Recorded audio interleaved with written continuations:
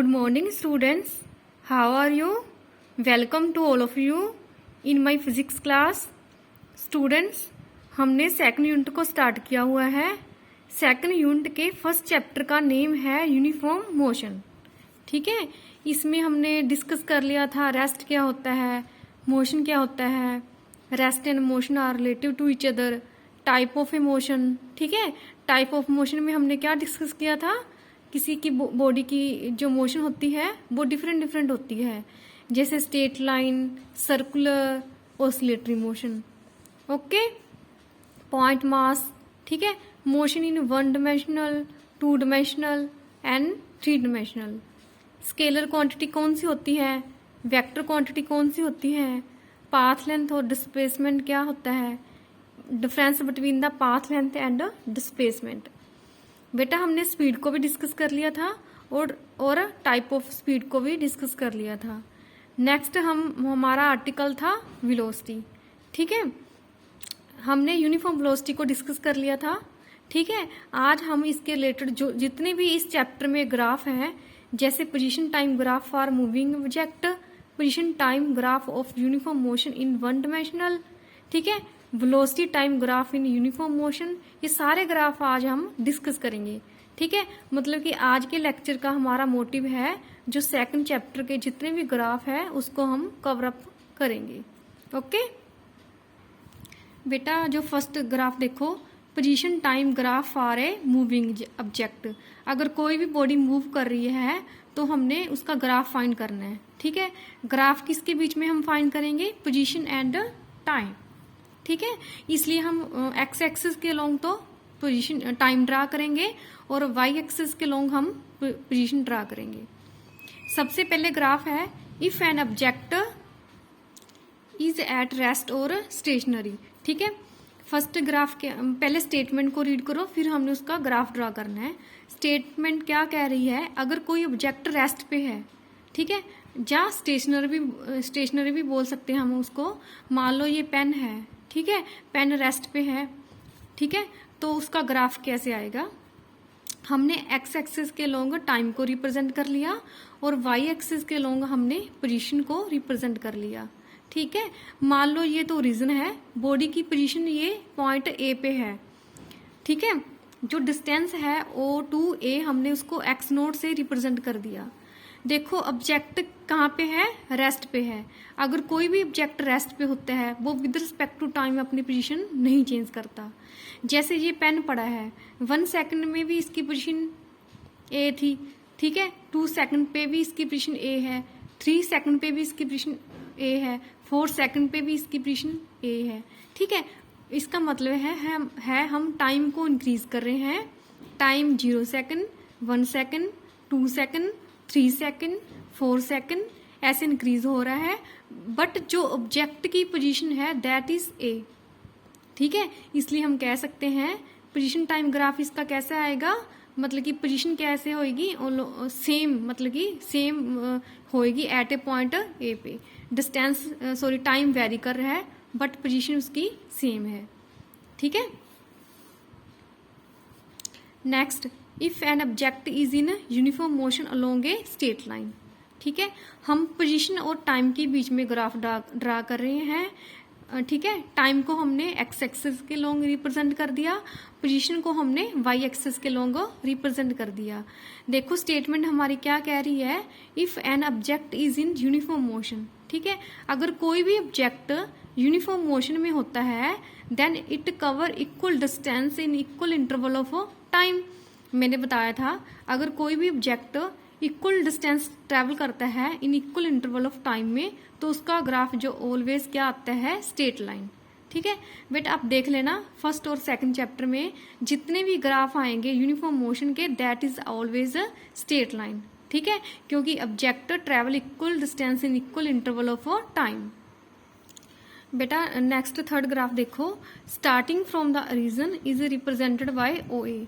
ठीक है, मान लो कोई ऑब्जेक्ट ओरिजिन पे है, ठीक है, तो वो विद रिस्पेक्ट टू टाइम अपनी पोजीशन चेंज कर रहा है, बट जो बॉडी है it cover equal distance in equal interval of time, तो उसका ग्राफ कैसे आएगा, पोजीशन और टाइम में ग्राफ कैसे आएगा, स्ट्रेट लाइन। ठीक है, इसको हमने 3 टाइप से रिप्रेजेंट किया है। मान लो कोई ऑब्जेक्ट ओरिजिन पे था, उसने अपनी with respect to time position change की है, तो हम ग्राफ ड्रा करेंगे ओरिजिन से। ठीक है, left of the region is represented by BC।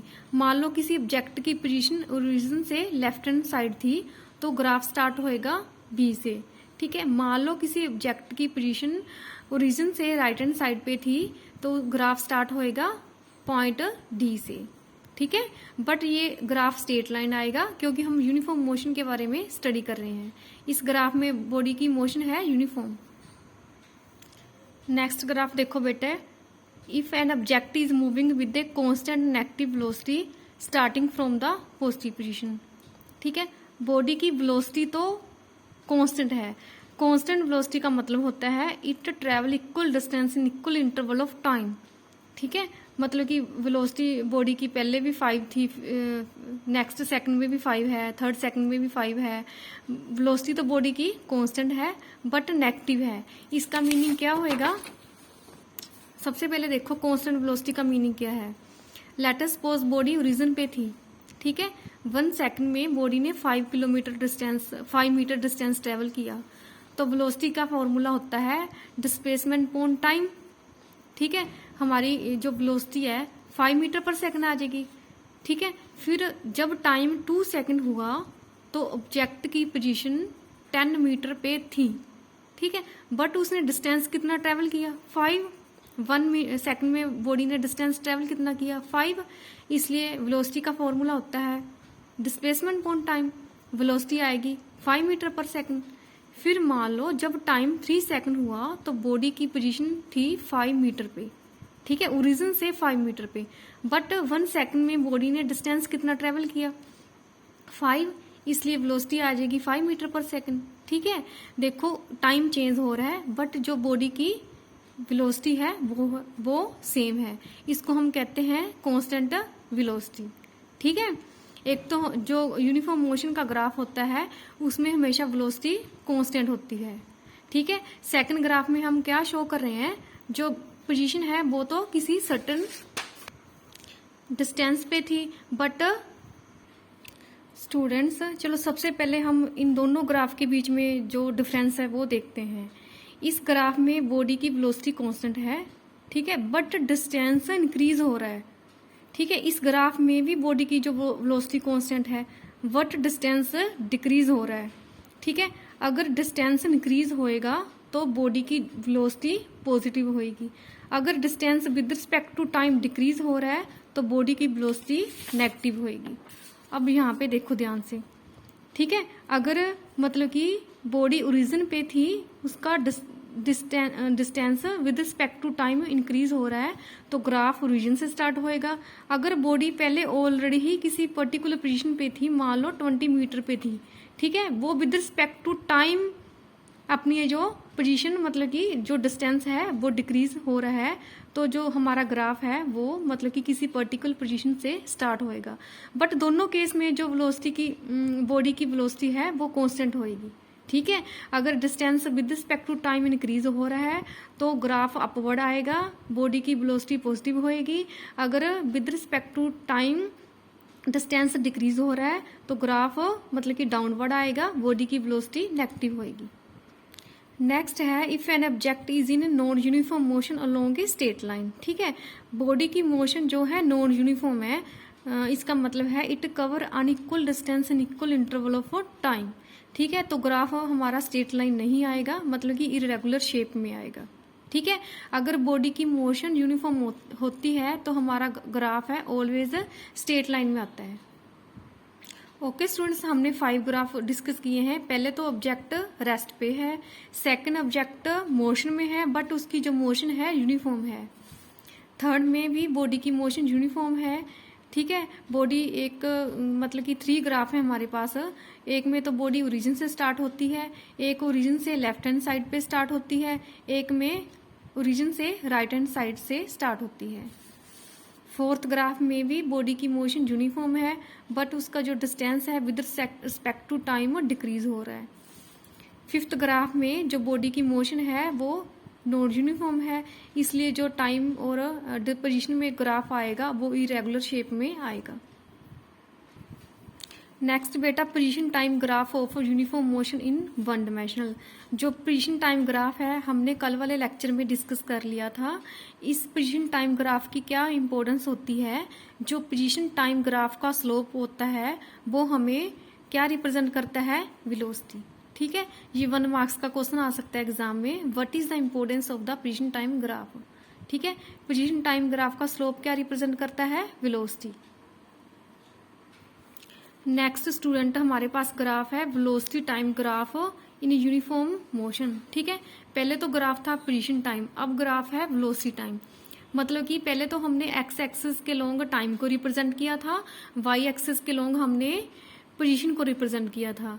हमारा अब ग्राफ है वेलोसिटी एंड टाइम, इसलिए एक्स एक्सिस के लॉन्ग हम टाइम को रिप्रेजेंट करेंगे, वाई एक्सिस के लॉन्ग हम वेलोसिटी को रिप्रेजेंट करेंगे।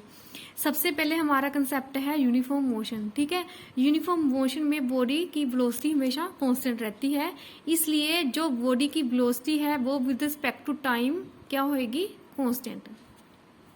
ठीक है, इसलिए अगर किसी बॉडी की वेलोसिटी कांस्टेंट है उसको हम एक्सिस के लॉन्ग क्या शो करेंगे, हॉरिजॉन्टल लाइन में। ये हमारे पास ग्राफ है। ठीक है, ये हमारे पास ओरिजिन है और ए पे हमने वेलोसिटी को v से शो किया है। ठीक है, हमने t1 टाइम पे जो वेलोसिटी है वो c है, c से रिप्रेजेंट किया है। t2 टाइम पे जो बॉडी की वेलोसिटी है उसको हमने d से रिप्रेजेंट किया है। ठीक है, मतलब कि OA is equal to C1 is equal to D1। ठीक है, और हमारे पास OC1 क्या है, T1, और हमारे पास OD1 क्या है, T2। अब हमने क्या फाइंड करना है, डिस्प्लेसमेंट। ठीक है, वेलोसिटी का फॉर्मूला होता है डिस्प्लेसमेंट अपॉन टाइम। डिस्प्लेसमेंट का क्या फॉर्मूला आएगा, वेलोसिटी इनटू टाइम। वेलोसिटी हमारे पास यूनिफॉर्म है इसलिए हमने v से रिप्रेजेंट किया है। टाइम कितना ले लिया हमने, T2 माइनस T1। ठीक है, v की वैल्यू क्या है, C1, क्योंकि डायग्राम से देखो OA is equal to C1 is equal to DT1। OA हमारे पास क्या है, v, इसलिए हम C1 को भी v से रिप्रेजेंट कर सकते हैं, D1 को भी v से रिप्रेजेंट कर सकते हैं। T2 क्या है हमारे पास, OD1। T1 क्या है हमारे पास, OC1। हमने T2 और T1 यहाँ पे दोनों की वैल्यू को पुट कर दिया।